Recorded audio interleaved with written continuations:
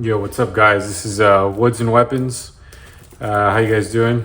Ready to do this unboxing for this Leupold.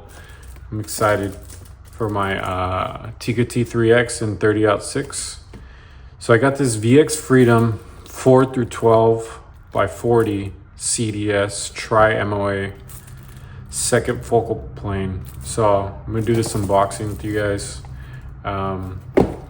See what my first impressions are of this. I'm excited.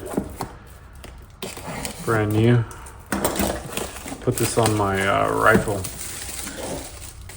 so you guys can see the part numbers and stuff.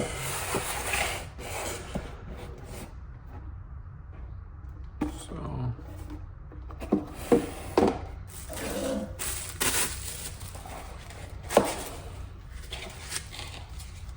right away I feel it. It's like super light scope.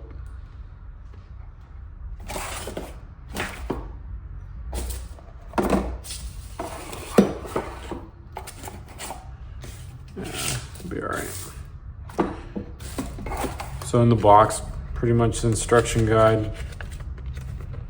Doesn't come with much, honestly. Little tool. Probably mess with the clicks and stuff. So a little bit about this. It's a second focal plane, which pretty much is the reticle stays the same size as you zoom in. So as you zoom in, the more you zoom in, the reticle's still the same size, but it's zooming in at the same time, right?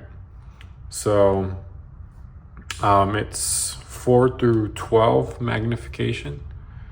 Right away, this is super smooth. Feels really nice. Yeah, it's a 40mm objective lens. Tri-MOA. I don't think that you guys can see that, but you guys might. Let's see. Maybe slightly. Maybe not. Well, that it has the tri-MOA reticle, right, which has stuff for windage and obviously the windage is locked. Yeah, so you undo that for like the side windage, and this has no parallax. So from what I've heard is if you need a parallax, that you don't really need a parallax for hunting, right? So it depends on how far out you want to shoot. I did some research and it said pretty much that anything within like 300 yards, it's like very minimal. So I mean, I guess I'll figure that out. I was excited about this because it has a CDS. So once you get your actual rounds that you're gonna fire in it, and you give them like your ammo specifications and like your altitude, and so you send a bunch of stuff to Leupold, they'll send you the first CDS for free, which kind of goes on top, and it has like all your ammo, the ammo grain and all that stuff in it. Yeah, this thing feels super light right away. That's one of the main reasons I got it. Is obviously I was getting a Tikka T3X, so I wanted something super light, and that was not going to add a bunch of weight. Like the closest thing to this one was a Vortex and that Diamondback, which is almost a full pound heavier, which things start to add up once you add like scope mounts and all kinds of stuff, right?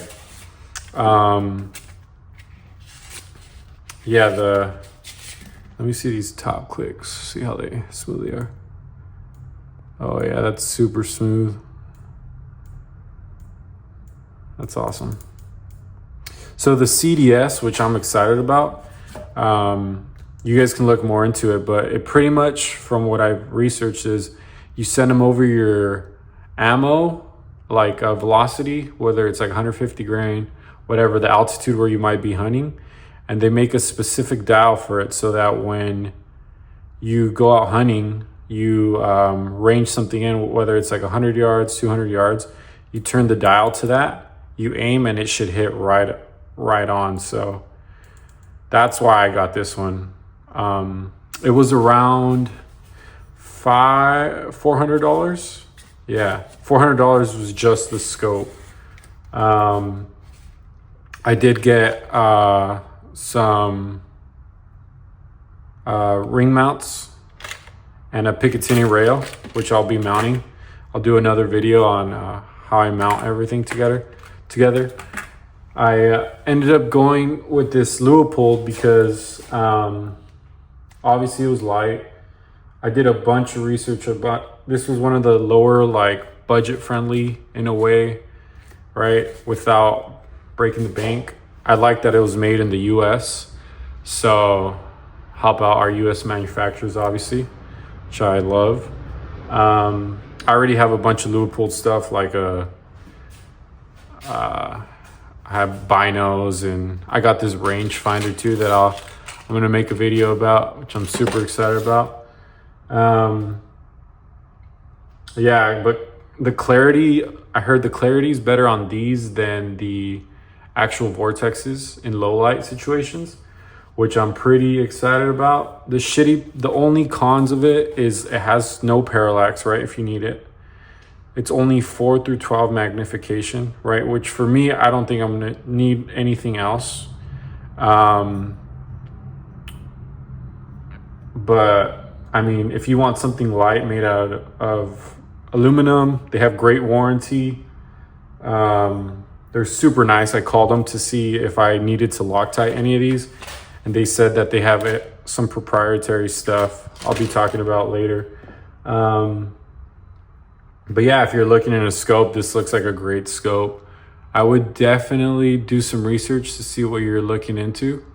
But yeah, this feels awesome. It feels like it's really good quality. I'm excited to actually shoot it out in the range.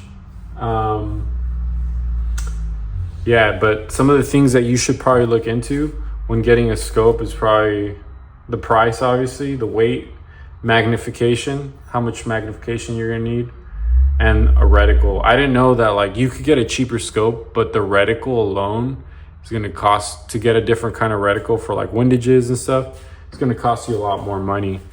But yeah, I'll put all these part numbers. Well, when I install them, I'll put them down, but I'll put a link in my bio so you guys can see if you guys want to get one of these. But yeah, check them out.